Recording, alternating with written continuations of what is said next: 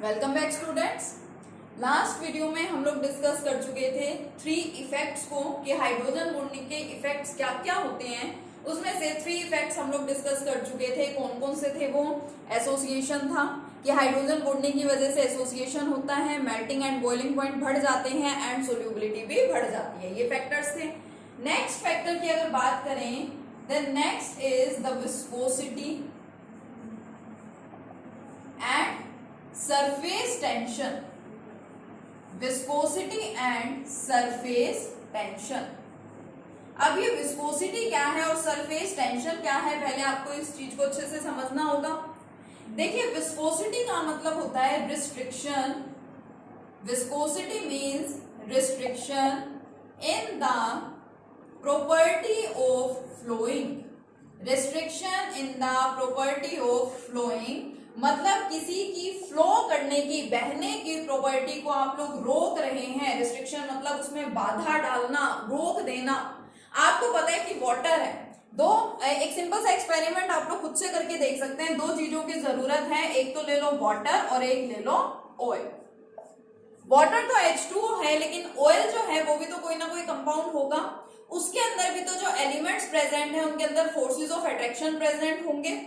अब आप क्या कीजिए, आप थोड़ा सा पानी लो, थोड़ा सा ऑयल लो और आप क्या करो, उनको ऐसे ही जमीन पे क्या करो, गिरा दो। जब आप उसको गिराएंगे तो आप क्या ऑब्जर्व करेंगे कि जो वाटर है वो तो इजीली फ्लो हो जाता है, जल्दी से वाटर तो फ्लो होना स्टार्ट हो जाएगा, बहने लग जाएगा। लेकिन जो ऑयल है वो ऑयल उतना इजीली, उतनी स्पीडली नहीं फ्लो करता है जितना कि वाटर। अब इसका मतलब क्या है? इसके अंदर कुछ ऐसी प्रॉपर्टी होगी जो इसको फ्लो करने से रोक रही है, यानी कि रिस्ट्रिक्ट कर रही है। और वाटर जो है इसके अंदर कुछ ऐसी प्रॉपर्टी होगी जो इसको फ्लो करने से रोकती नहीं है, उसको फटाफट से आसानी से बह जाने देती है। अब ये प्रॉपर्टी और कुछ नहीं होता, ये प्रॉपर्टी क्या होती है? Forces of attraction. बहुत सिंपल सी बात है कि अगर कहीं पे बहुत ज्यादा strong forces of attraction present है तो वो सब्सटेंस इजीली, उसके जो पार्टिकल्स है वो सेपरेट नहीं हो पाते हैं। अगर कहीं पे वीक फोर्सेस ऑफ अट्रैक्शन है तो पार्टिकल्स जो है वो क्या हो जाएंगे? अलग अलग हो जाएंगे, सेपरेट हो जाएंगे। मान लीजिए मैं आपको कहूं कि मेरे पास 2 सब्सटेंसेस है, सपोज ये एक डस्टर है, एक ये मार्कर है। इन दोनों ने मिलकर के एक सब्सटेंस बनाया। अब इनके बीच में बहुत ज्यादा strong forces of attraction present है, यानी ये एक दूसरे से देखिए बहुत ज्यादा क्लोज है, ये इजीली सेपरेट नहीं हो पाएंगे, अलग अलग नहीं हो पाएंगे। अगर मैं कहूं इनके अंदर वीक फोर्सेस ऑफ अट्रैक्शन है तो ये दोनों इजीली क्या हो जाएंगे? अलग अलग हो जाएंगे। तो रिस्ट्रिक्शन जो है वो इसी वजह से होता है। जहां पे भी बहुत ज्यादा स्ट्रॉन्ग फोर्सेस ऑफ अट्रैक्शन होते हैं वहां पे रिस्ट्रिक्शन होगा। किस चीज में restriction? In the property of flowing. आसानी से वो सब्सटेंस बह नहीं पाएगा, फ्लो नहीं कर पाएगा। इन सब्सटेंसेस को हम लोग क्या बोलते हैं कि ये सब्सटेंसेस विस्कस हैं। विस्कस का मतलब होता है थिक है, गाढ़े हैं ये सब्सटेंसेस, ठीक है, विस्कस सब्सटेंसेस हैं। Oil is a viscous substance. Water viscous substance नहीं है, फ्लूइड है, आसानी से बह जाता है, इजीली फ्लो हो जाता है। Next point, surface tension. अब ये सरफेस टेंशन क्या होती है? ये दोनों ही प्रॉपर्टीज आप लोग फिजिक्स में भी स्टडी करते हैं और उसके अलावा जो हम लोग नेक्स्ट यूनिट डिस्कस करेंगे, स्टेट्स ऑफ मैटर, उसके अंदर भी हम लोगों को विस्कोसिटी एंड सरफेस टेंशन को डिटेल में पढ़ना है। तो विस्कोसिटी मैंने आपको बता दी है पहले ही कि क्या होती है, और मैं आपको सरफेस टेंशन भी बता रही हूँ। देखिए, सरफेस टेंशन का मतलब क्या है कि मान लीजिए ये कोई कंटेनर है, कोई बीकर है, इसके अंदर कोई लिक्विड प्रेजेंट है, ठीक है, इसके अंदर कौन है? लिक्विड के पार्टिकल्स हैं। अब होता क्या है, देखो ऑब्वियसली इसके अंदर फोर्सेस ऑफ अट्रैक्शन होगा, तभी तो ये सारे पार्टिकल्स एक दूसरे के साथ ही प्रेजेंट है। अगर इन पार्टिकल्स में कोई फोर्स ऑफ अट्रैक्शन नहीं होता तो ये पार्टिकल्स एक दूसरे से दूर दूर होते और वो एक ही जगह यहाँ पे इस कंटेनर में या फिर इस बीकर में नहीं रह पाते थे। मान लीजिए आपको कोई पार्टिकल है, वो यहाँ पे सेंटर में प्रेजेंट है। सेंटर में प्रेजेंट होने का मतलब मैं आपको ये बताना चाह रही हूँ कि वो पार्टिकल बिल्कुल इस सरफेस के ऊपर प्रेजेंट नहीं होगा। इस फिनोमेना का नाम क्या है? Surface tension. तो मैं कह रही हूँ कि सरफेस पे मैं पार्टिकल नहीं ले रही, उसके अलावा मैं अंदर कहीं पे भी कोई पार्टिकल कंसिडर कर रही हूँ। अब इस पार्टिकल के चारों तरफ और पार्टिकल्स भी प्रेजेंट है, यहाँ इसके ऊपर भी पार्टिकल है, लेफ्ट साइड में भी है, राइट साइड में भी है, डाउनवर्ड्स भी इसके पार्टिकल है। तो इस सभी के अंदर फोर्सेस ऑफ अट्रैक्शन है आपस में। ये सारे पार्टिकल्स क्या करते हैं? इस पार्टिकल को अपनी तरफ खींचने की कोशिश करते हैं। सिर्फ इस पार्टिकल के साथ ही ऐसा नहीं होता, जितने भी पार्टिकल्स यहाँ पे प्रेजेंट हैं, ठीक है, सभी के बीच में क्योंकि फोर्सेस ऑफ अट्रैक्शन है तो सभी एक दूसरे को अपनी तरफ अट्रैक्ट करेंगे, अपनी तरफ खींचेंगे। तो जस्ट मैंने यहाँ पे एक पार्टिकल कंसिडर किया है कि सपोज ये मेरा वो पार्टिकल है। अब इस पार्टिकल के ऊपर जो पार्टिकल प्रेजेंट है वो इसको ऊपर की तरफ खींचेगा, नीचे जो पार्टिकल है वो इसको नीचे खींचेगा, लेफ्ट साइड में जो पार्टिकल है वो इसको लेफ्ट साइड में खींचेगा, और राइट साइड में जो पार्टिकल है वो उसको राइट साइड में खींचेगा। अब ये वही डाइपोल मूवमेंट जैसा फैक्टर है कि पार्टिकल तो आपका यहाँ पे बीच में है, यहाँ पे प्रेजेंट है, एक इसको ऊपर खींच रहा है, एक इसको नीचे खींच रहा है। पार्टिकल तो ये सेम सब्सटेंस के ही है, ये भी वाटर का है, सपोज इसको जो खींच रहा है ऊपर वो भी वाटर का मॉलिक्यूल है, जो इसके नीचे प्रेजेंट है वो भी वाटर का मॉलिक्यूल है।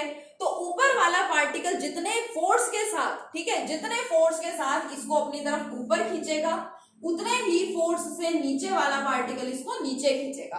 तो एक्चुअल में होता क्या है कि ये पार्टिकल ना तो ऊपर जा पाता है ना ही नीचे जा पाता है। तो हम लोग इस केस में क्या बोलते हैं, नेट फोर्स ऑफ अट्रैक्शन यहाँ पे क्या हो गया, जीरो, क्योंकि ना ये ऊपर गया ना ये नीचे गया, कैंसिल आउट हो गया दोनों का इफेक्ट। सिमिलरली एक पार्टिकल इसको लेफ्ट में खींच रहा है, एक पार्टिकल इसको राइट में खींच रहा है, ना तो ये लेफ्ट में जा पाएगा ना ये राइट में जा पाएगा, इफेक्ट कैंसिल आउट हो जाता है। क्यों? क्योंकि इसको खींचने वाले पार्टिकल सेम ही है, इक्वल फोर्स लगा रहे हैं। जितना फोर्स लेफ्ट साइड वाला पार्टिकल लगा रहा है उतना ही राइट साइड वाला भी लगाएगा, क्योंकि वो सेम सब्सटेंस के पार्टिकल्स हैं। तो ओवरऑल ये पार्टिकल सेंटर में से कहीं भी नहीं जा पाता। सरफेस के अलावा जितने भी पार्टिकल्स हैं उनके साथ तो ये होता है, वो तो ये फिनोमिना ऑब्जर्व करते हैं। लेकिन मान लो अब मैं कंसिडर करूं कि एक पार्टिकल मेरा कहां पे प्रेजेंट है, सरफेस पे प्रेजेंट है, ठीक है।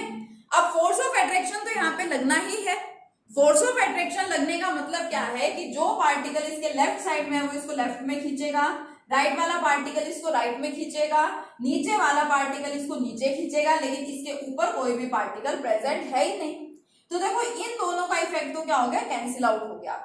ये पार्टिकल है सरफेस पे, ये सरफेस पे है, लेकिन कोई और पार्टिकल उसको अपनी तरफ खींचना चाह रहा है, इसकी पोजीशन को डिस्टर्ब करना चाह रहा है, तो उसकी वजह से आपका ये जो पार्टिकल है जो सरफेस पे प्रेजेंट होता है ये टेंशन में आ जाता है, स्ट्रेन में आ जाता है, ठीक है। इसलिए इसको क्या बोला जाता है, सरफेस टेंशन। सरफेस पे जितने भी पार्टिकल्स होते हैं वो इस टाइप के फिनोमेना को ऑब्जर्व करते हैं एक्चुअल में। और हम इसको कैसे डिफाइन कर सकते हैं, एग्जैक्ट इसकी डेफिनेशन बोले तो क्या है कि इस पार्टिकल में जो फोर्स लग रहा है, ठीक है, इस पार्टिकल के राइट एंगल पे जो फोर्स लग रहा है उसको बोला जाता है सरफेस टेंशन, ठीक है। अब देखिए फोर्स ऑफ अट्रैक्शन की वजह से सरफेस टेंशन का फिनोमिना अराइज हुआ, फोर्स ऑफ अट्रैक्शन की वजह से ही विस्कोसिटी का फिनोमिना अराइज हुआ। तो हाइड्रोजन बॉन्डिंग की वजह से क्या होता है, हाइड्रोजन बॉन्डिंग की वजह से viscosity as well as surface tension of the substance increases. क्यों?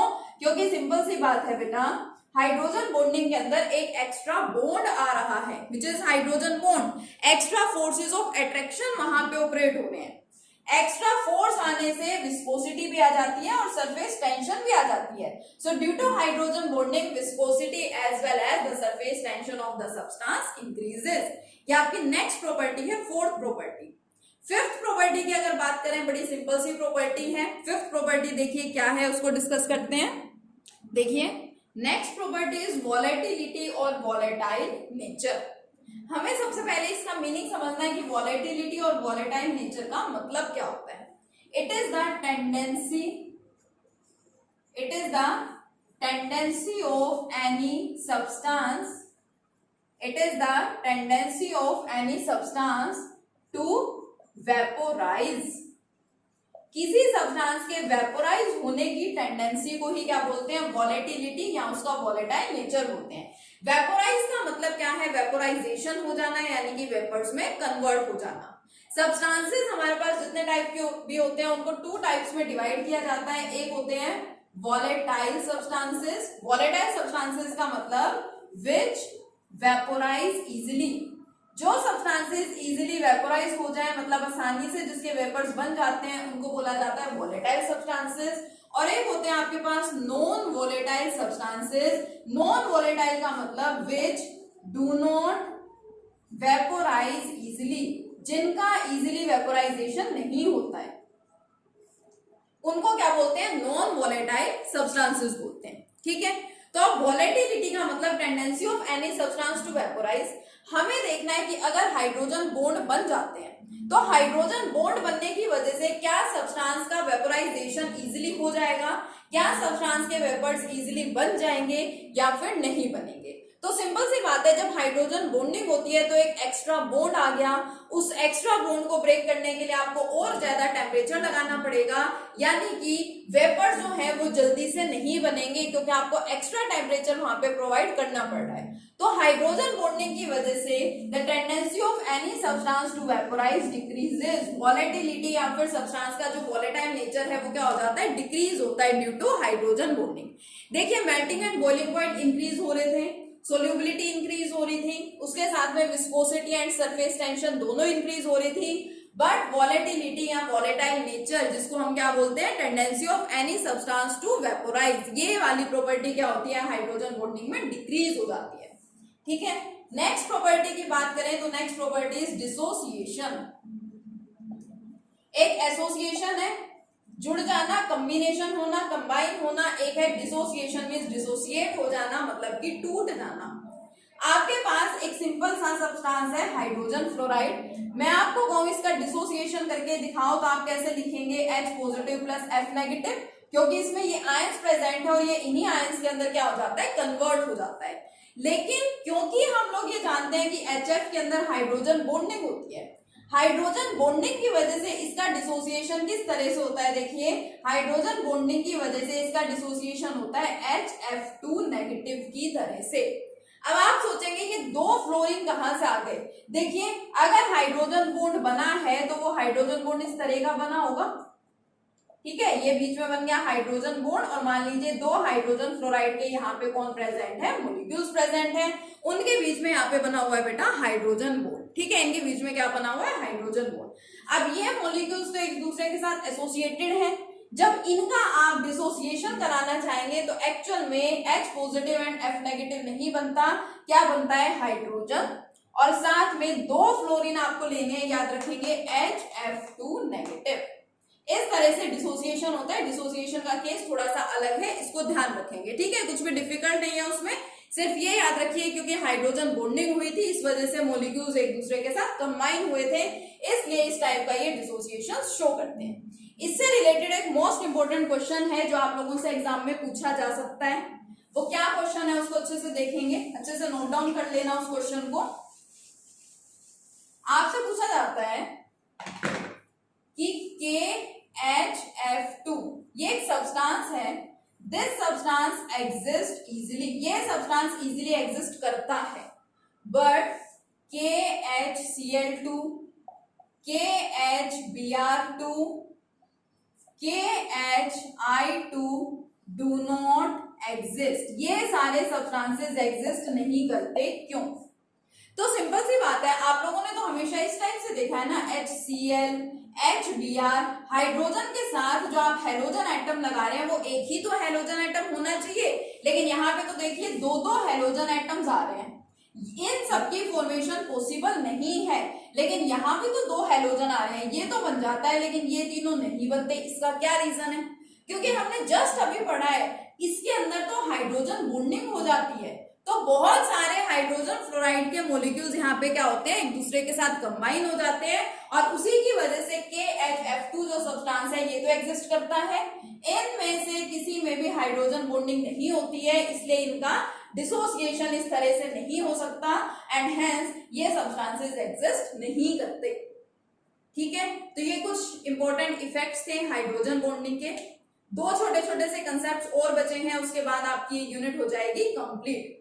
ठीक है, तो इन इफेक्ट्स को अच्छे से समझ लेंगे, अच्छे से पढ़ लेंगे, और नोट्स मैं आपको इसके सेंड कर चुकी हूँ। ठीक है, नोट डाउन कर लेंगे इनको अच्छे से अपनी नोटबुक में। Okay, thank you.